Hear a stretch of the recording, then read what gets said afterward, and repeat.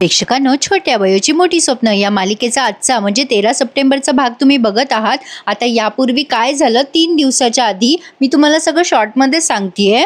इरा बरी होऊन घरी आलेली आहे, तिला डिस्चार्ज मिळालाय आणि आता ती गौतमीवर नाराज आहे आणि आरवला कळलंय की इराचं विशालवर प्रेम आहे, पण विशालचं इरावर प्रेम आहे का हे अजून कोणालाच कळलेलं नाहीये। आणि आजच्या एपिसोडमध्ये शुभंकरांना पण कळलंय की इराचं या विशालवर प्रेम आहे। पण आता बघा प्रेक्षकांनो, पुढे जाऊन आपल्याला कातळगाव बघायला मिळणार आहे, म्हणजे या सगळ्या मुलांच्या लहानपणीच्या आठवणी ताज्या होणार आहेत।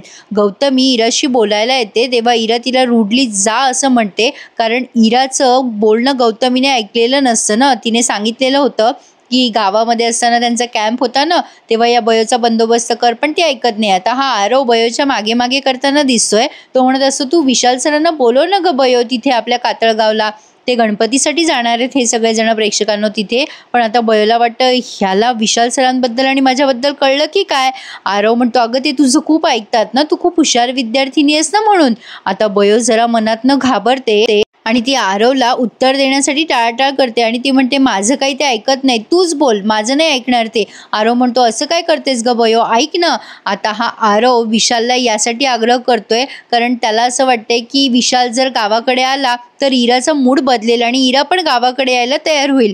ती काही कातळगावाला जायला तयार नसते। आता अंकिता आणि हेतल घरी निघालेले असतात तेव्हा आरव म्हणतो मला असं वाटतंय की विशाल सर जर आले ना तिकडे कातळगावला तर इरा पण येईल आणि आमच्या लहानपणीच्या आठवणीमध्ये ती पण रमून जाईल, म्हणजे ते गाव तिला आवडायला लागेल ना। कारण विशाल सरांनी आणि तिने जर एकमेकांना तिथे प्रपोज केलं तर।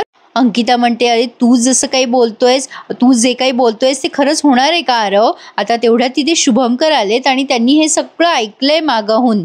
त्यांना कळलंय की इराचं विशालवर प्रेम आहे। आता एवढा गैरसमज झालाय प्रेक्षकांनो की विचारू नका। सुमन फक्त बयोच्या साईडने आहे, बाकी सगळ्यांना असं कळलंय की इराचं विशालवर प्रेम आहे। आता या गौतमीला तर ऑलरेडी माहीतच होतं, पण आता सगळ्यांना कळलंय।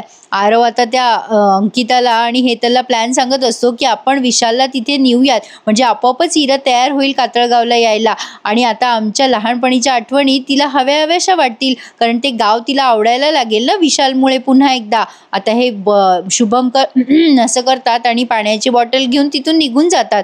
आता तोपर्यंत हे सगळेजण गप्प बसलेले असतात। आरव आता शुभंकर गेल्यावर म्हणतो बापरे बाबांनी ऐकलं असेल का। हेतल म्हणते तू केवढ्या मोठ्यांदा बोलत होतास आणि तू आता विशाल सरांना सांग ना ये म्हणून, आता काय करायचं पुढे। आरव, अंकिता, हेतल तिघेजण आता पुढचा प्लॅन करण्यामध्ये व्यस्त आहेत। तर आता पुढच्या सीनमध्ये आपण बघतोय गौतमीची चालली आहे घाई, हे सगळेजण जाणार आहे कातळगावला आणि अर्थातच गौतमीला काही जायची इच्छा नाहीये। ती रमाकांतला सांगत असते आता हे सगळेजण इथे नसताना आपण या संधीचं सोनं करू आणि आपला बिझनेस वाढवून घेऊ। रमाकांत म्हणतो वहिनी नो, आहो तुम्ही कारण सांगू शकता, पण मी काय कारण सांगू न जायचं। गौतमी म्हणते रमाकांत भाऊजी अहो मी इराचं कारण सांगणार आहे ना पुढे राहून, म्हणजे इराला काही हवं नको तर मी इथे असायला हवी की, म्हणजे माझा कातळगावला जायचा प्रश्नच मिटेल। रमाकांत म्हणतो अहो पण माझं काय, मी काय करू। आता गौतमी म्हणते करा काहीतरी, सांगा आयडिया की तुम्हाला सुट्टी मिळत नाही वगैरे। रमाकांत भाऊजी काही झालं ना हे सगळे गेल्यावर आपल्याला या संधीचं सोनं करायचंय आणि आपला बिझनेस वाढवायचा आहे, लक्षात ठेवा। हे सगळे प्लॅन करताय तिकडे कातळगावला जाण्याचा आणि गौतमी प्लॅन करते तिचा बिझनेस वाढवायचा। कोणाचं काय तर कोणाचं काय। आता आरव आलाय शुभंकरांकडे आणि म्हणतोय बाबा अरे ह्या गोळ्या देऊ का इराला, नाही म्हणजे पेन किलर आहेत, तिला त्रास कमी होईल ना। शुभंकर ते चेक करतात गोळ्या आणि म्हणतात हो दे, काही हरकत नाहीये। अरे आरव जरा थांबशील का। आरव म्हणतो हा बोल ना बाबा काय झालं। शुभंकर म्हणतात नाही अरे मला ऍक्च्युली असं म्हणायचं होतं की तुम्ही आजकालची मुलं आई वडिलांपासून बरंच काही लपवता। आरव म्हणतो अरे बाबा मी काय लपवलं तुझ्यापासनं। आता शुभंकर म्हणतात अरे आरव मी कुठे म्हटलं की तू काही लपवलं, अरे माझी मुलं वयात आली ना, नवीन नवीन नाती जोडण्याचं, प्रेमात पडण्याचं वय आहे ना तुमचं। आता आरव घाबरतो आणि विचार करतो अरे बापरे अंकिताबद्दल कळलं की काय बाबाला, आणि मग तो असं घाबरत घाबरत म्हणतो अरे बाबा असं काही नाहीये, तुझा गैरसमज झालाय, मी येतो। शुभंकर म्हणतात अरे थांब, आत्ता म्हणालास ना काही लपवत नाही माझ्यापासून, टेन्शन का घेतोयस, बाबाला कळलं तर चांगलंच आहे ना, मी काय सिनेमातला बाबा नाहीये। आरव हसतो आणि म्हणतो अरे बाबा असं काही नाहीये, पण मला कळत नव्हतं, तू कसा रिॲक्ट होशील। शुभंकर म्हणतात बेटा तुमची जनरेशन ही खूप फास्ट आहे आणि प्रेमात पडणं हे चांगलं देतं काहीतरी, म्हणजे समोरची व्यक्ती कोण आहे हे जास्ती महत्त्वाचं आहे ना त्यात. मला आपल्या इराचा ना खूप अभिमान वाटतो. तिची चॉईस एकदम बेस्ट आहे आणि परफेक्ट आहे. आता आरवला कळलंय की हे सगळं इराबद्दल बोलतायत हे. शुभंकर म्हणतात काय रे, म्हणजे विशालला माहिती आहे ना इराला तो आवडतो वगैरे. तर आता आरव म्हणतो म्हणजे तसं माहितीच असेल, कारण त्या दोघांचं बोलणं मी बऱ्याचदा असं ऐकलंय, म्हणजे विशाल तिच्याशी खूप छान बोलतो. आता शुभंकर म्हणतात व्हेरी गुड, तसं मी जरा जाणून घ्यायचा प्रयत्न करतोच. पण आरव म्हणतो अरे बाबा, पण तू विशाल सरांशी बोलला का गावी येण्याबद्दल? शुभंकर म्हणतात नाही अजून बोललो नाहीये मी, पण बोलेल. आपल्या इराची चॉईस मात्र एकदम बेस्ट आहे आरव, मला आवडलं हे सगळं. आरव मला असं वाटतंय की एक कातळगावची ट्रिप आपल्याला खूप काही छान देऊन जाणार आहे. आपल्याला विशालला फक्त रेडी करायला हवं. आता शुभंकर डायरेक्ट इराकडे आले. इराच्या डोक्यावर हात फिरवतात ते आणि तिच्या जवळ बसून खूप छान बोलतात तिच्याशी आणि म्हणतात काय गंमत असते ना बेटा इरा, अगं मुलं लहान असली की आई बाबांना वाटतं कधी आपली मुलं मोठी होतील, आणि जेव्हा मुलं मोठी झाले ना की तेव्हा असं वाटतं आपली मुलं कशी काय मोठी झाली आणि ही 20 वर्ष कशी काय गायब झाली ग इरा. बेटा आपण रोपट्याला रोज पाणी देतो आणि अचानक त्याला जेव्हा फुलं येतात ना तेव्हा कळतं की आपल्या रोपट्याचं झाड झालंय. अगं आज मला पण असंच झालंय ग, म्हणजे माझी मुलं कधी मोठी झाली हे मला कळलंच नाहीये. इरा म्हणत असते बाबा तुला काय म्हणायचंय नक्की? शुभंकर म्हणतात अगं काही नाही ग इरा, मला एवढंच म्हणायचंय की तू आता मोठी झाली आहेस आणि आपण मित्र आहोत, तू मला तुझ्या गोष्टी शेअर करू शकते. आता इरा म्हणते लहानपणापासून माझा बेस्ट फ्रेंड तूच आहेस ना बाबा, आहेस आणि कायम राहशील.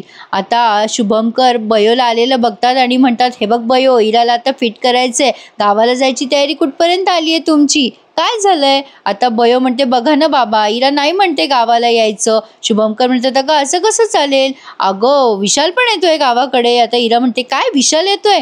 आता शुभंकर म्हणतात हो, त्याने तर तयारी पण चालू केली आहे इकडे येण्याची, आणि तुम्ही दोघी अजून अशाच आहात. आता इरा आणि बयो दोघी विचार करायला लागतात विशाल कसं काय येतोय. इरा म्हणते मनातल्या मनात बोलते की मला कसं काय काही कळलं नाही, पण आता माझ्यासाठी येत असेल का विशाल, मग मी पण जाणार कातळगावला. शुभंकर म्हणतात बरं ठरवा आता तुमचे प्लॅनिंग आणि बॅग पॅक करायला घ्या. येणार नाही इरा तू गावाला? इरा म्हणते बरं बाबा मी तुला सकाळपर्यंत कळवते. आता शुभंकर म्हणतात बरं बेटा मी आलोच. शुभंकर गेल्यानंतर बयो आता या इराला गोळ्या औषधं देते आणि स्वयंपाकघरात येऊन विचार करते विशाल सर का बोलले नसतील मला, कधी ठरलं विशाल सरांचं यायचं, ते मला काही म्हटलेच नाही. तेवढ्यात विशालचा फोन वाजतोय पण बयो काही त्याचा फोन उचले ना. कदाचित बयोला जरा राग आलाय असं तुम्हाला वाटेल, पण तसं नाहीये. बयोला असं वाटते विशालने पुन्हा तिला उत्तर विचारलं तर, म्हणजे त्याने प्रपोज केलंय ना तिला, ते तर आपण सांगितलं होतं आपल्या भागामध्ये, आणि आता विशाल तिला उत्तर मागतोय. आता इथे बघतो आपण की इरा तिची बॅग पॅक करायला घेते, तेव्हा गौतमी म्हणते इरा अगं तू त्या बयोच्या सांगण्यावरनं कातळगावला निघालीस, बेटा काय गरज आहे तुला तिकडे जायची, तिथे आपल्या किती वाईट आठवणी आहेत तुला माहिती आहे ना. आता इरा म्हणते मम्मा हे बघ मला काय करायचं काय नाही हे तू मला शिकवू नकोस, आणि मला तिथेच जायचंय, मी तिथेच जाणार आहे आणि मी बयोसाठी नाही जाते, मला जायचंय म्हणून मी जातीये. तुला एक काम सांगितलं होतं मी, ते तर तू केलं नाहीस आणि आता माझ्या डिसिजनच्या मध्ये तू करू नकोस. आता गौतमी म्हणते अगं इरा ती बयो आपल्यात भांडणं लावतीये, तुला कळत कसं नाहीये, अगं तू माझ्याबद्दल गैरसमज का करून घेतलायस, तू एवढी चिडचिड का करतेस, असं का वागतेस तू माझ्याशी. इरा म्हणते मम्मा तू मला एकटं सोडलंस ना तर बरं होईल. आता या इराला अजिबात इच्छाच नाहीये गौतमीशी बोलायची. गौतमी म्हणते इरा तू मला आधी सांगितलं असंस की तू जाणार आहेस तर मी माझ्या मीटिंग वगैरे सगळी कॅन्सल केल्या असत्या ना तुझ्यासोबत यायला. इरा म्हणते मम्मा तू आताही नाही आलीस तरी चालेल, माझी मी व्यवस्थित काळजी घेऊ शकते. गौतमी आता तिथून निघून जाते. आता या इराने तेव्हा कॅम्पमध्ये असताना गौतमीला सांगितलं होतं ना की बयोला बोलावून घे वगैरे, तिला प्रपोज करायचं असतं विशालला, त्या संदर्भात ती नाराज आहे आता या गौतमीवर. असो आता शुभंकर पोहोचलेत विशालच्या घरी आणि विशाल स्वयंपाक करत असतो, तेव्हा ते म्हणतात अरे वा विशाल तू स्वतः घरी स्वयंपाक करतो तुझ्या हाताने. विशाल म्हणतो हो सर, अहो काय आहे ना म्हणजे मी एकटाच असतो आणि मला बाहेरचं खाणं चालत नाही, त्यामुळे मी एकट्यापुरतं स्वयंपाक करून घेतो, तुम्ही टेस्ट कराल का. आता आल्या आल्या तो खूप खुश होतो, तो म्हणतो अरे वा सर तुमच्यासाठी माझे दरवाजे नेहमी उघडे आहेत वगैरे, असं त्यांचं छोटंसं कन्व्हर्सेशन दाखवलंय.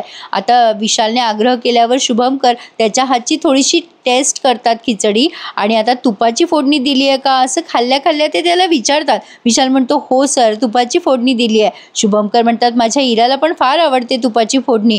आता विशाल म्हणतो हो का, अच्छा. आता विशालला काही कळेना काय चाललंय यांचं बोलणं. आता बोलता बोलता शुभंकर त्याला म्हणतात काय रे तुझं पॅकिंग झालं का, सुट्ट्या आहे तर तू जाणार असशील ना गावाकडे. आता विशाल म्हणतो हो सर, सुट्ट्या घेतल्या मी, पण गावाकडे नाही जाणार आहे. शुभंकर म्हणतात मग चांगलं झालं की तू आमच्यासोबत चल आमच्या गावाला. आता तसे गणपती येणार आहे आणि पावसाळ्यात कोकण खूप सुंदर दिसतो रे. विशाल म्हणतो सर पण मी तुमच्यासोबत कसं काय येणार ना गावाकडे. शुभंकर म्हणतात अरे विशाल, आता तुमच्यात म्हणजे तुझ्यात आणि माझ्यात असं तुझं माझं नाही राहिलंय, तू आमच्या कुटुंबाचा एक भागच आहेस ना. आणि इरा मला सांगत होतीस की तू किती छान म्हणजे तुला कोकण आवडतं वगैरे. विशाल जरा घाबरतो आणि म्हणतो काय अजून काय सांगत होती इरा तुम्हाला. शुभंकर म्हणतात अरे हेच सांगत होती की तू कसा मिक्सअप होतो सगळ्यांमध्ये. आरव पण म्हणाला की त्याने इन्व्हाइट केलंय तुला पण तू नाही म्हणालास, असं कसं चालेल, तू यायलाच हवंस विशाल आमच्यासोबत. आता विशाल म्हणत असो सर पण मी कसं येऊ तुमच्याबरोबर. शुभंकर म्हणतात अरे ये रे, मजा करू आपण, खूप धमाल करूया. आता विशाल मनात विचार करतो ही चांगली संधी आहे, मी बयोसोबत तिथे काही दिवसही घालवेल आणि तिला पुन्हा एकदा प्रपोज करून तिचं उत्तर मागेल. शुभंकर म्हणतात बरं विशाल तू जेवून घे, पॅकिंग कर आणि झोपून राहा, आपण पहाटे निघणार आहोत आणि तू येतोयस हे कळल्यानंतर मुलं पण खुश होतील. आता विशाल पण खूप खुश झालाय प्रेक्षकांनो. इकडे बयो मनातल्या मनात हसत असते तेव्हा सुमन येते तिच्याजवळ आणि म्हणते काय ग बयो, अशी काय हसतेस मनातल्या मनात. आता बयो तिला सांगते अगं इराला साप चावण्याच्या आधी विशाल सरांनी मला प्रपोज केलं होतं. आणि आता सुमन म्हणते काय सांगतेस खरंच, मग तू काय उत्तर दिलं. बयो म्हणते आत्ते मला काही सुचलंच नाही, मी त्यांना अजून काहीच उत्तर दिलेलं नाहीये.